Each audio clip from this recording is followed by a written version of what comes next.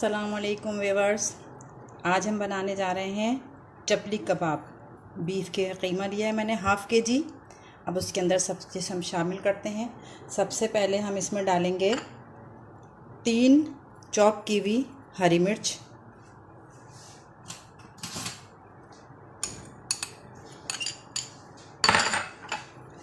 3 मैंने 2 अदद दरमियान 3 नहीं 2 अदद दरमियानी साइज़ की प्याज लेके उसको बारीक चॉप करके फाइनली बिल्कुल बारीक चॉप करके और इसका जितना भी एक्सेस वाटर था वो सब निकाल दिया। इसमें से पानी निकला हुआ है, ये शामिल करेंगे।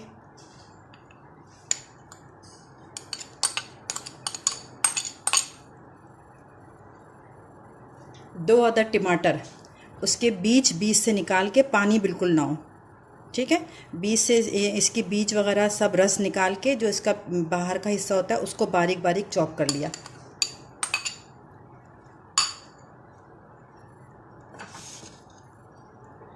एक अदद अंडे का ऑमलेट बना लिया, इसको चूरा करेंगे तो इसको पूरा एक साबित अंडे का बना लिया, इसको भी डाल देंगे। अभी हम जब मिक्स करेंगे खुद ही चूरा हो जाएगा।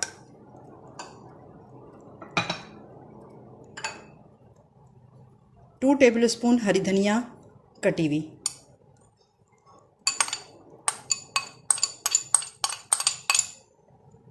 अब मसाले क्या क्या जाएंगे इसमें, ये है हाफ़ टी स्पून काली मिर्च, 1 टीस्पून सॉल्ट, 1 टेबलस्पून कुटी हुई लाल मिर्च, 1 टेबलस्पून कुटी हुई भुनी हुई धनिया, 1 टेबलस्पून अनारदाना, 1 टीस्पून अजवाइन और 1 टीस्पून ज़ीरा। ये अनारदाना, अजवाइन और ज़ीरा इनको मैं पीसूँगी।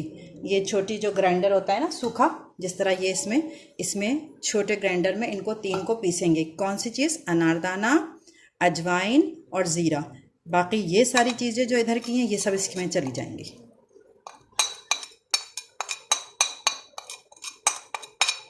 और ये सारी इन 3 चीज़ों को पीस कर वो भी इसमें मिलाऊंगी और फिर हम इनको मिक्स करेंगे।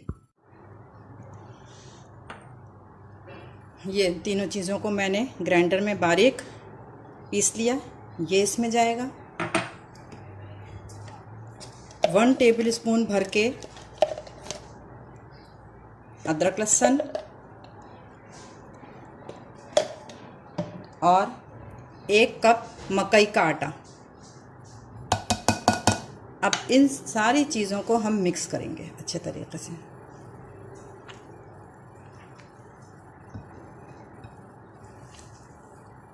ये अच्छे से मिक्स हो जाए तो फिर मैं इसमें एक अंडा शामिल करूँगी।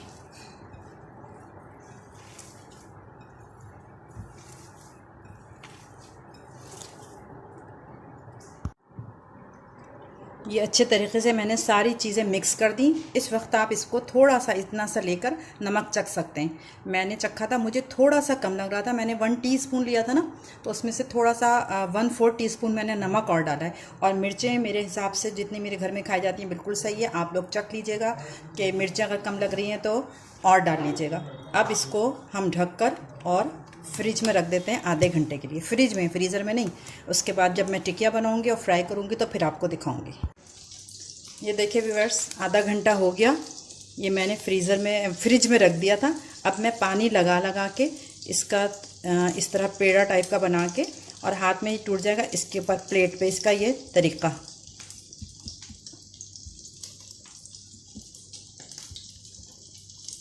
इसको मैं जो किनारे से गिर रहे हैं ना, कि अगर वो किनारे रहेंगे तो फ्राई में गिर जाएंगे, तो उसको टमाटर को उठा के ऊपर कर लीजिएगा। और जितना बड़ा आपको बनाना हो उतना बड़ा बना के फिर इसे फ्राई करेंगे। मैं आपको फ्राई का भी तरीका बताती हूँ किस तरह करना है।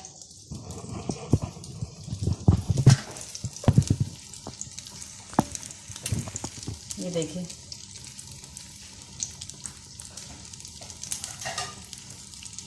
ये मैंने एक डाल दिया है, ये फ्राई हो रहा है। इसको निकाल के फिर मैं अब दूसरा डालूँगी तो आपको बताऊँगी कि किस तरह ये प्लेट पर बनाकर और फिर मैं डाला है मैंने, ठीक है।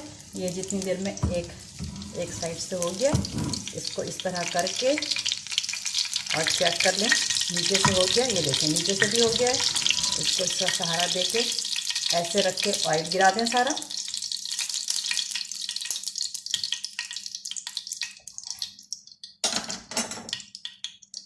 अब मैं दूसरा निकालती हूँ आपको।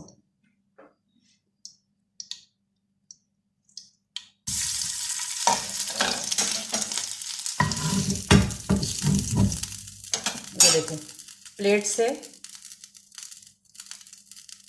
इस तरह हाथ पे ले लिया। अब इसको आराम से, तेल गरम होगा, चमचे की मदद से आराम से आप इसको तेल में उतारें। और थोड़ा कच्चा है तो पहले लो फ्लेम पे रखेंगे, इसको भी टच नहीं करना है, इसको एक तरफ से होने दें। हल्की आंच रखेंगे ताकि ये अंदर तक गल जाए गोश्त।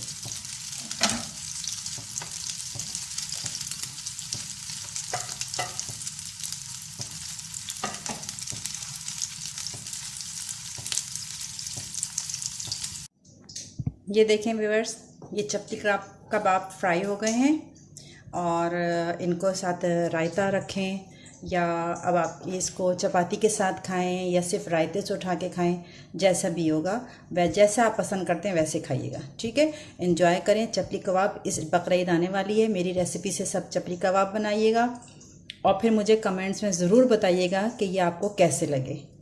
और अगर पसंद आए तो लाइक भी करिएगा, शेयर भी करिएगा और मेरे चैनल को सब्सक्राइब भी करिएगा।